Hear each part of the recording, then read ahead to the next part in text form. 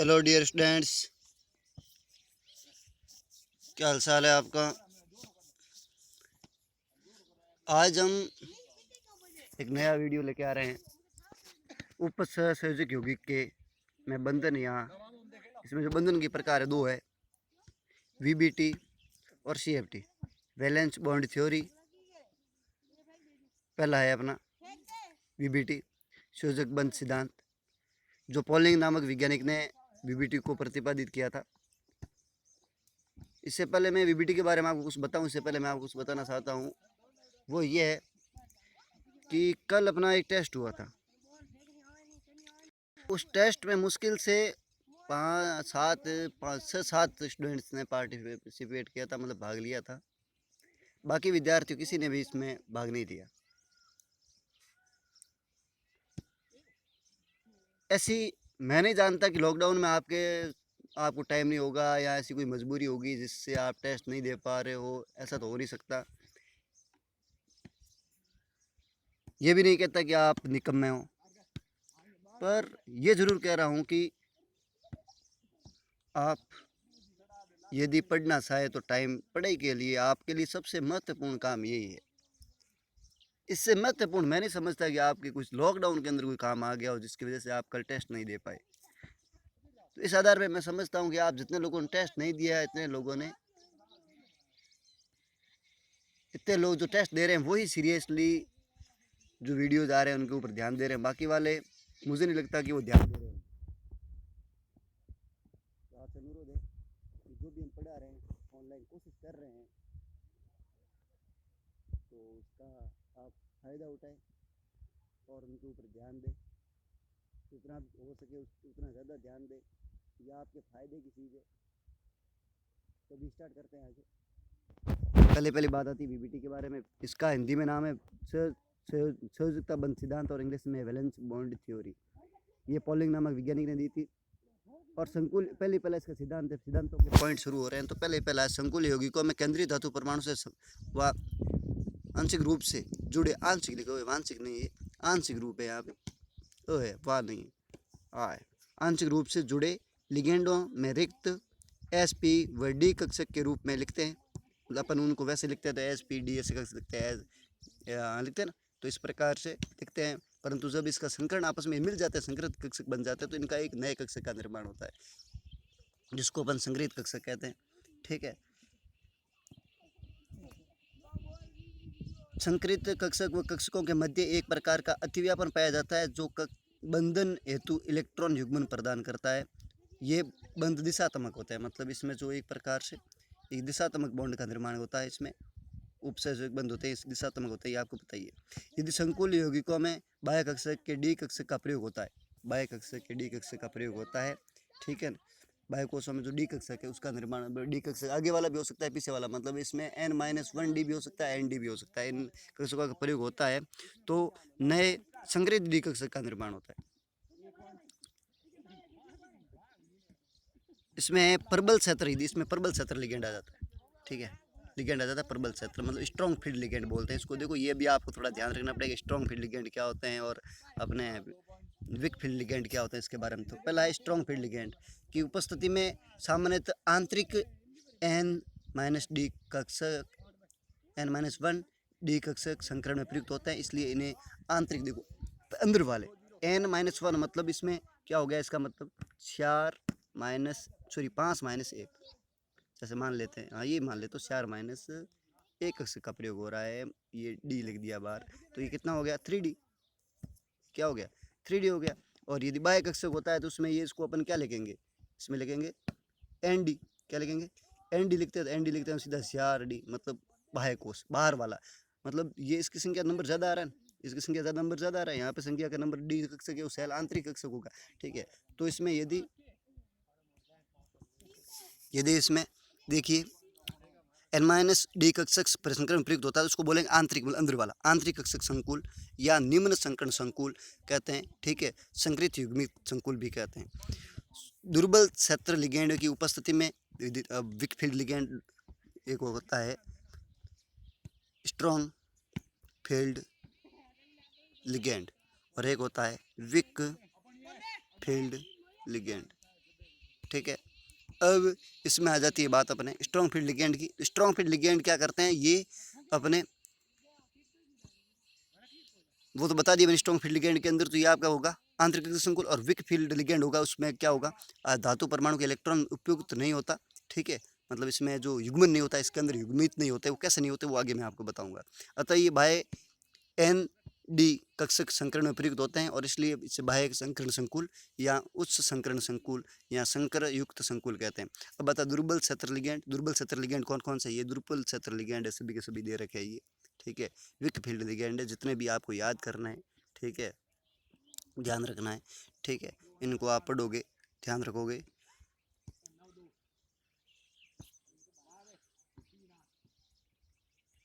अब आगे बात आती है अपने प्रबल क्षेत्र लिगेंड की। ये होंगे आपके स्ट्रॉन्ग फील्ड लिगेंड। इसमें आपको महत्वपूर्ण रूप से ही दे रखे हैं, 7 नाम दे रखे हैं। कार्बोनिल है, एथिलीन डाइअमीन है। देखो जिसमें कार्बन और नाइट्रोजन दाता परमाणु हैं वो सब के सब क्या है, स्ट्रॉन्ग फील्ड लिगेंड। ये आप इतना ध्यान रख लो बस, कार्बन और नाइट्रोजन जिसमें दाता परमाणु है वो सभी के सभी क्या है, स्ट्रॉन्ग फील्ड लिगेंड है। अब सर कैसे, अब दिखाऊं मैं ऐसे कि CO है तो इसमें कौन दाता परमाणु, कार्बन है, ठीक है, इसमें EN है, इसमें कौन है, एथिलीन डाइअमीन नाइट्रोजन है, ठीक है। CN में कौन है, इसमें NC भी होता है, नाइट्रोजन, नाइट्रोजन साइनाइड, तो उसमें भी नाइट्रोजन अपने दाता परमाणु का, कार्बन है तो भी दाता परमाणु कौन होगा, कार्बन होगा। तो मैंने बोला क्या पहले से, जिसमें कार्बन और नाइट्रोजन दाता परमाणु के रूप में प्रयुक्त होते हैं वो सभी क्या है, strong field H field ligand है, ठीक है। तो इसमें कार्बन है, इसमें इसमें नाइट्रोजन, इसमें कार्बन नाइट्रोजन दोनों है, इसमें नाइट्रोजन है, इसमें नाइट्रोजन है, इस आगे वाले में भी नाइट्रोजन है, इसमें आगे वाले में नाइट्रोजन और ऑक्सीजन दोनों है, तो नाइट्रोजन तो आ गया। तो जिस इसमें नाइट्रोजन उपस्थित है दाता परमाणु के रूप में वह सभी के सभी क्या है, स्ट्रॉन्ग फील्ड लिगेंड होंगे। ये चीज़ आप क्या रखोगे, ध्यान रखोगे, क्या रखोगे,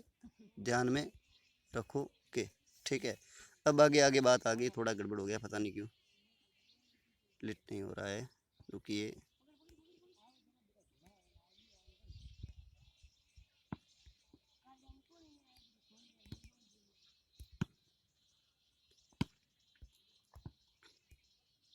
मरना दो, देख लेंगे, ठीक है। तो इसमें देखो पहले पहले संकरण है, इसमें बात करेंगे।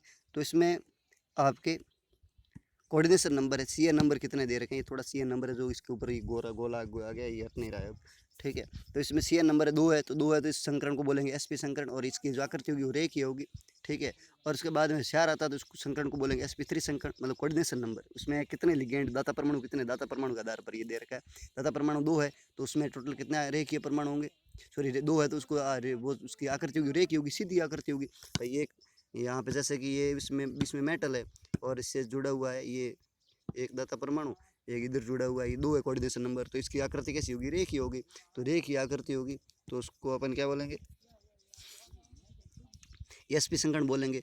और उसके बाद है 4 कोऑर्डिनेशन नंबर 4 है तो उसमें जुड़ने वाले परमाणु टोटल कितने होंगे, 4, 1 2 3 4 हो गए, इस प्रकार से देख लेते हैं, ये रहा, ठीक है। तो 4 होंगे तो इसमें क्या होगा, संकरण कौन सा होगा, SP3 संकरण होगा। और इसका आकृति कैसी, चतुष्फलकीय, ठीक है। उसके बाद टेट्राहेड्रल बोल सकते हैं इंग्लिश में। अब और चतुष्फलकीय भी हो सकती है और वर्ग समतलीय भी हो सकती है, क्योंकि जिसकी आकृति एक SP3 संकरण है तो वह चतुष्फलकीय, और यदि DSP2 है तो उसकी आकृति कैसी होगी, वर्ग समतलीय।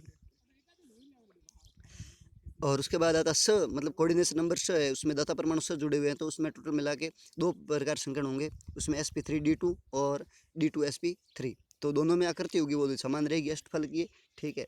अब इसमें पहला एग्जाम्पल है निखिल, सॉरी इसका जो पहले आपको हमेशा ध्यान रखना है, जो भी आपके सामने कोई भी एग्जाम्पल आ जाता है उसका पहले UPSC नाम लिखोगे जिससे आपका रिविजन होता रहे, ठीक है। इसमें आपका UPSC नाम इसका क्या रहेगा, इसमें क्लोरो जुड़े हुए हैं तो इसमें टेट्रा क्लोरो निकिलेट, क्योंकि इसके ऊपर क्या है -2 साइड से, निकिलेट बोलेंगे इसको, निकिलेट सेकंड आयन, ठीक है। तो इसमें क्लोरो है, Cl है, तो ये क्या है, एक दुर्बल क्षेत्र लिगेंड, आपने पीछे देखा था, ठीक है। जितने भी हेलो समूह है सभी के सभी क्या है, वीक फील्ड लिगेंड है, ठीक है ना। अब बात आती है निकिल, ठीक है। तो निकिल का परमाणु क्रमांक देखिए कितना होता है, 28 होता है, ठीक है। और इसके तो 28 है तो इसको अपन किस प्रकार से इसका संकट कैसे लिखेंगे, नियॉन, नियॉन लिखने के, सॉरी आर्गन लिखने के बाद में इसमें लिख देंगे आपके 3D8 4S2, ठीक है। 3D8 4s2 टोटल कितने हो गए 20 अपने ये 8 हो गए, 8 और 2 10 हो गए, ठीक है। 10 और अपने 18 28, ठीक है। टोटल मिला के 28 टोटल हो गए। तो इसमें देखिए आज 3D8 4s2, ठीक है ना। इसमें टोटल मिला के आपके ये आप जो भर लोगे ये डी कक्षक है, ये 4s है, 4s2 है और ये 4p है, ठीक है ना।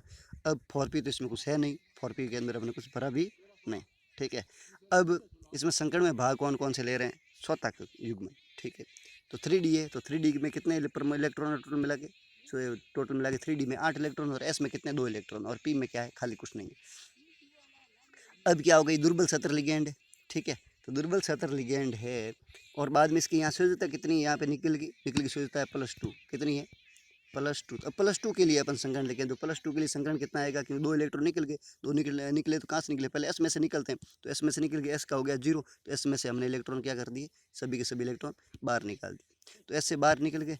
अब बाकी जो इलेक्ट्रॉन बसे वो डी के पास बसे। अब ये लिगेंड कैसा है, लिगेंड है दुर्बल क्षेत्र लिगेंड। दुर्बल क्षेत्र लिगेंड ये जो युग्मन है, मतलब ये जो इलेक्ट्रॉन है ये इकट्ठे नहीं होंगे एक साथ में, ये इलेक्ट्रॉन युग्मित नहीं होंगे, और युग्मित नहीं होंगे तो क्या होगा, ये जो बाहर वाले जो बंद बनने वाले हैं वो कहाँ बनेंगे, बाहर की तरफ बनेंगे, ठीक है। तो बाहर की तरफ बनेंगे तो उसको अपन क्या बोलेंगे,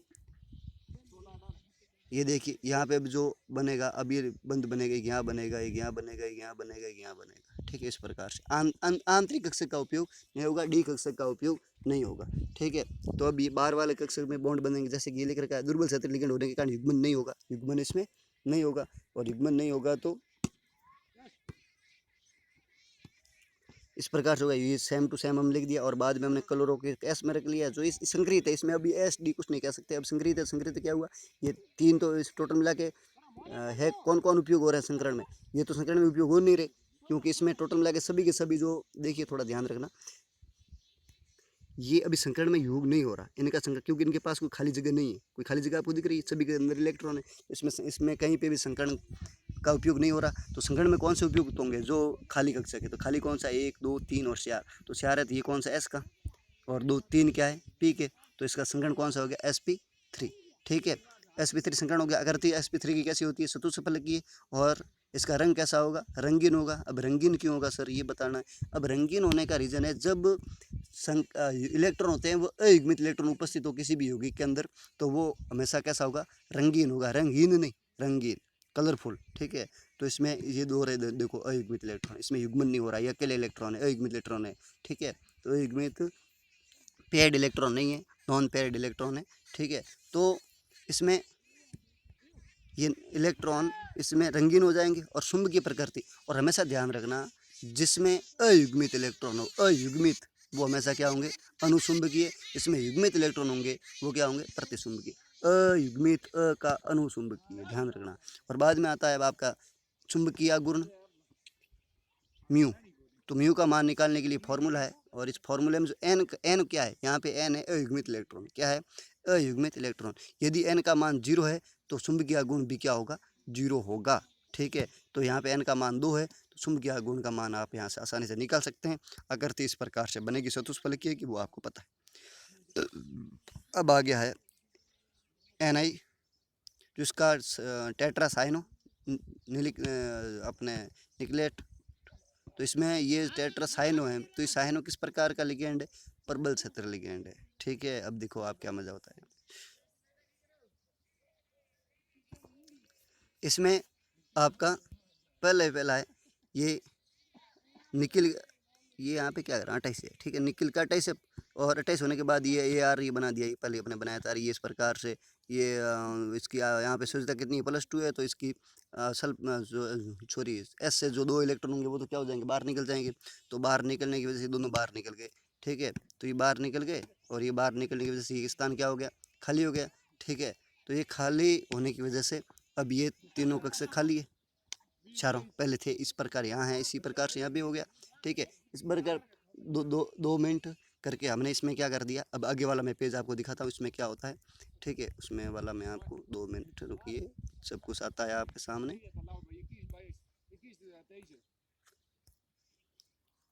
देखिए वो इतना तो हो गया अपना काम।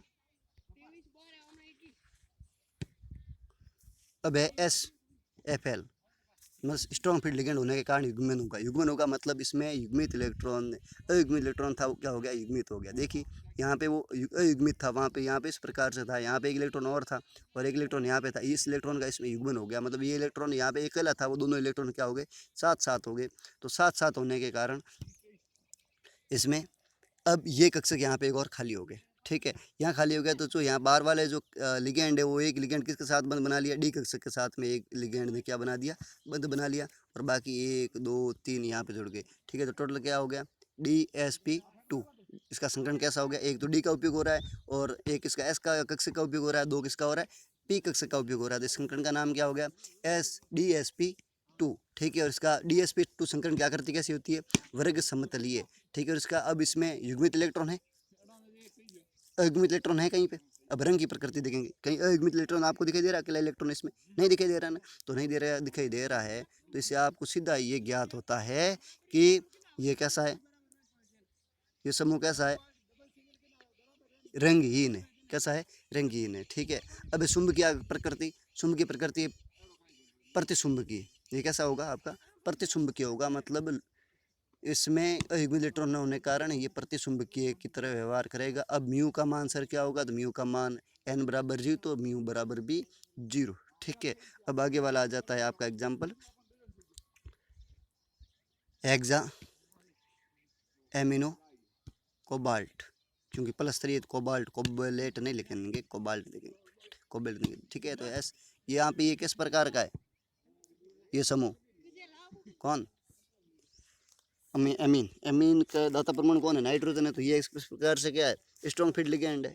ठीक है, तो स्ट्रॉन्ग फील्ड लिगेंड है, तो इसमें आप अपन ध्यान रखेंगे